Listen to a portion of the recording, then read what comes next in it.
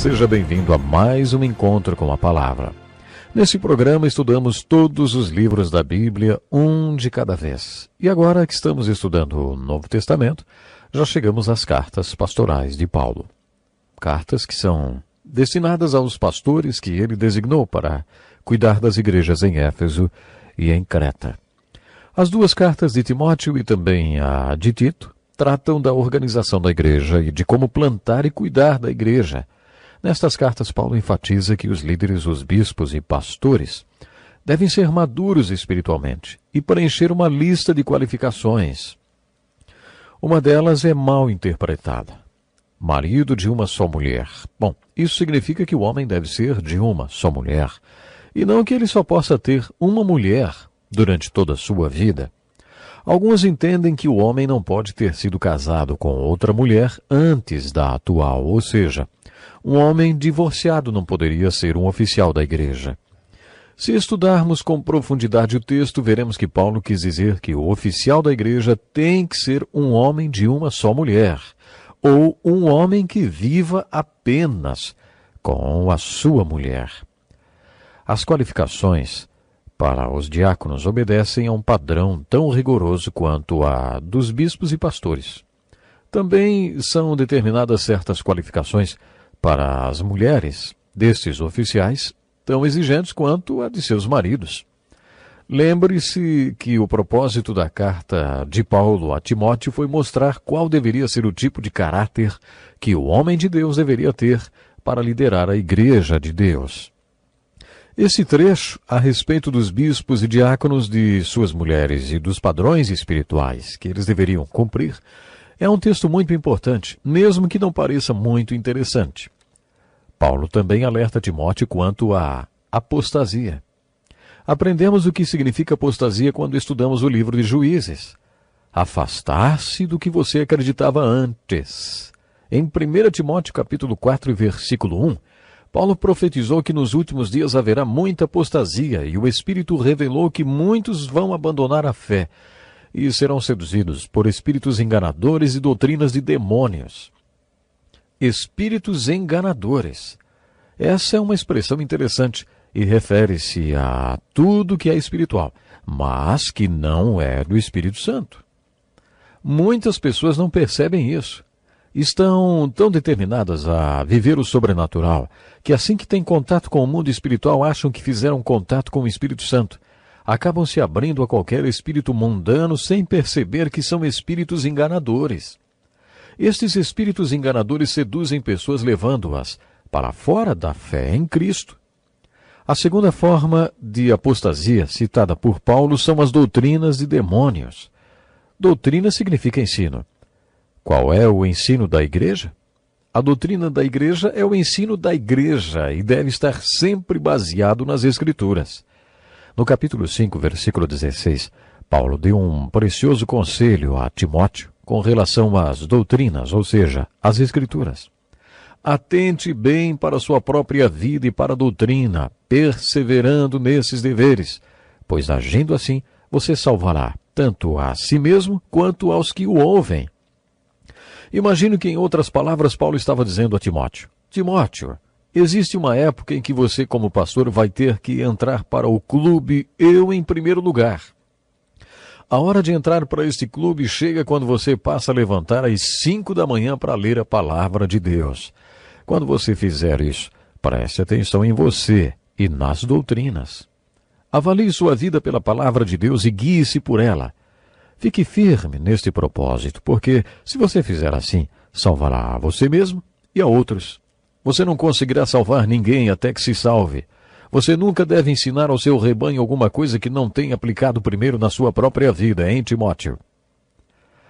Este é um conselho e tanto, sabe? Serve como ferramenta, não apenas para a salvação do servo do Senhor, como também para equipá-lo, para salvar a outros.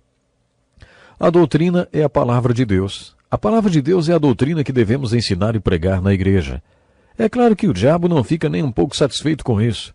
Por isso vão existir as doutrinas de demônios. Estas não se encontram na Bíblia. Existe muita coisa que as pessoas acreditam e que não está na Bíblia. O povo de Deus nunca deve tomar nenhuma atitude baseada em suposições que não estão na Bíblia. As prioridades do povo de Deus devem ser baseadas no que está na Bíblia. Paulo chamou esse tipo de apostasia de doutrina dos demônios. Outro conselho muito valioso que Paulo deu a Timóteo foi: exercite-se na piedade. O exercício físico é de pouco proveito. A piedade, porém, para tudo é proveitosa, porque tem promessa da vida presente e futura. Pode ser que, como tantos jovens, Timóteo fosse atlético e estivesse gastando bastante tempo com exercícios. E por isso Paulo estivesse dizendo: tudo bem, Timóteo, isso é importante. Mas sabe que você deve exercitar? Exercite-se na piedade, porque isso o ajudará nesta vida e também na vida que está por vir. Até a minha volta, concentre-se nas suas leituras e na pregação e no ensino, hein, Timóteo? Não negligencie o dom que lhe foi dado por mensagem profética com imposição de mãos pelos presbíteros. Seja diligente nessas coisas. Dedique-se inteiramente a elas, para que todos vejam o seu progresso. Aparentemente, Timóteo teve uma experiência marcante quando foi ordenado, e os oficiais da igreja impuseram as mãos sobre ele. Parece que ele teve alguma experiência espiritual e algo bonito aconteceu. Algum recado lhe foi transmitido. Um dos meus antigos professores costumava dizer: colocar as mãos em alguém não passa nada, só germes. Este meu antigo professor não acreditava que os oficiais da igreja pudessem transmitir alguma coisa para as pessoas no momento da ordenação. Eu não concordo com ele, não, porque nesta epístola de Paulo parece óbvio que alguma coisa aconteceu com Timóteo quando os líderes da igreja impuseram as mãos sobre ele. Paulo disse: o dom que lhe foi dado por mensagem profética, com imposição de mãos dos presbíteros. Creio que ele estava falando desta mesma unção quando escreveu: dedique-se à leitura pública das Escrituras, à exortação e ao ensino. Paulo também tem algo a falar sobre o relacionamento de Timóteo com o povo no corpo de Cristo. Será que o pastor tem que ter uma relação profissional com a congregação de sua igreja? Não parece que Paulo estivesse aconselhando a Timóteo a ter uma relação profissional com a igreja. Sabe, ele escreveu assim a Timóteo: não repreenda asperamente o homem idoso, mas exorte-o como se ele fosse seu pai. Trate os jovens como a irmãos, as mulheres idosas como a mães, e as moças como a irmãs, com toda a pureza. Paulo estava ensinando Timóteo a se relacionar com os membros da igreja como se eles fossem membros de sua própria família. Definitivamente, Paulo não está dizendo que Timóteo deveria ter um relacionamento estritamente profissional com as pessoas da igreja que ele estava pastoreando. Quando chegamos ao capítulo 5 da carta de 1 Timóteo, temos um parágrafo muito interessante sobre viúvas. Paulo escreveu a Timóteo mais ou menos isso: Timóteo, resolva o problema com as viúvas. Diga à igreja que a piedade começa em casa e por isso cada um deve cuidar da viúva que tiver na família. Isso inclui as mães e as sogras. Qualquer um que não fizer isso e não tomar conta da sua mãe ou sogra, será como se tivesse negado a fé, e será pior do que o descrente. De acordo com Paulo, o homem que não tomar conta das viúvas da sua própria casa não tem direito de se considerar um crente.